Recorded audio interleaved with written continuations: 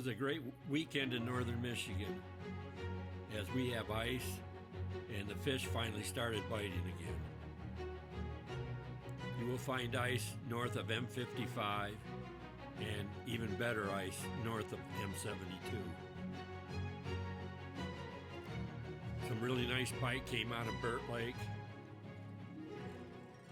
and a couple big sturgeon came out of Otsego Lake, Lake Skegamog, Portage Lake,